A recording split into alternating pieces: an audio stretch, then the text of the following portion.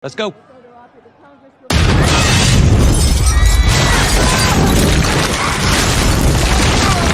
Hello. Welcome back to another episode of FBI Season 6, Episode 7 Recap and Ending Explained. The majority of the crew was concerned about Maggie. She has lost a wonderful friend. She was appointed the new guardian of a devastated 6-year-old daughter. Maggie was going through a lot right now, and her supervisors offered to leave her. Only she didn't accept it. She also went directly to work after a bomb exploded at a benefit. A special agent in charge, Isabel Castile, was a block away when the bomb went off. She did not see it.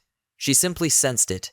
She had waved her neighbor and his son through the roadblock since no one wanted to walk around the building where the fundraiser was taking place.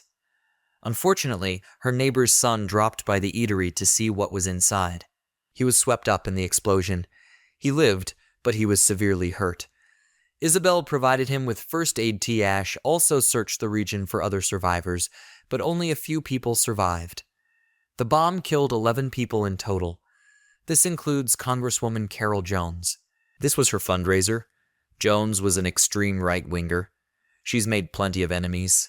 Throughout the ceremony, protesters yelled obscenities from outside.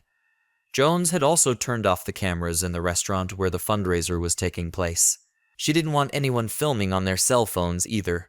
She intended a quiet gathering, but someone set out to harm her. Isabel had seen a man leave the scene minutes before the device detonated. The survivors were questioned about this individual. They claimed he was a health inspector. He came to check out the eatery and gave it a positive rating. It turns out the person just borrowed the health inspector's jacket. The jacket belonged to his roommate, and he stole it along with his automobile. Their bomber's name was Gary Smalls. When they caught up with him, he had already been murdered.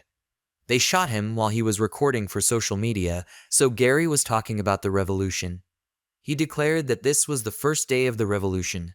He was meeting with the shooter when he was killed. His phone turns off.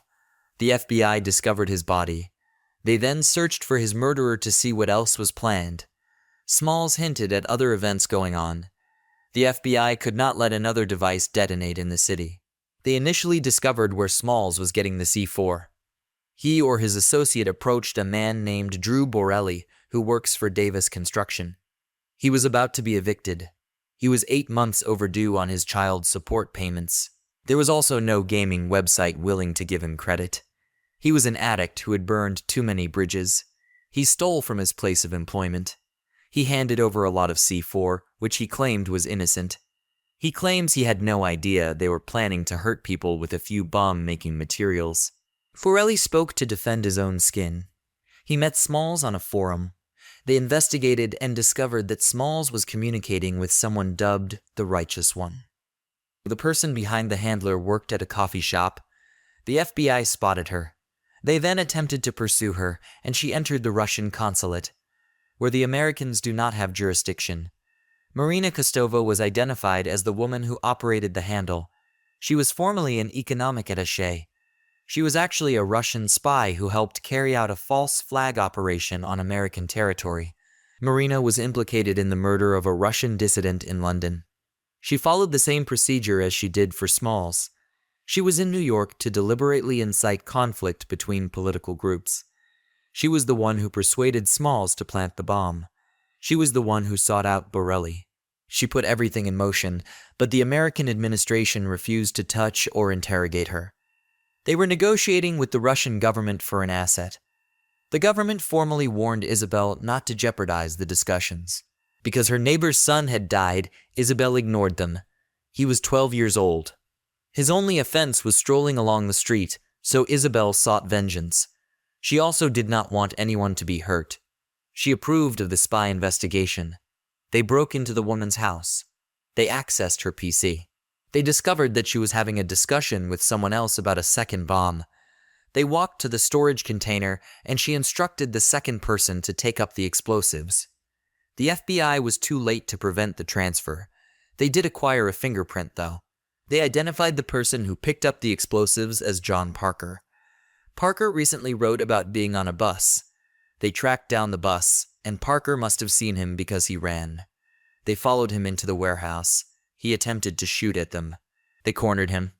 they were able to arrest him and discover that he no longer had the bomb. He had already planted it somewhere. Parker was given a video of what had occurred to Smalls.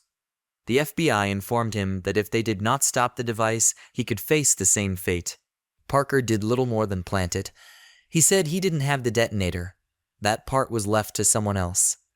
Parker told them where he dropped the bomb, and they discovered it was against a right-wing super PAC.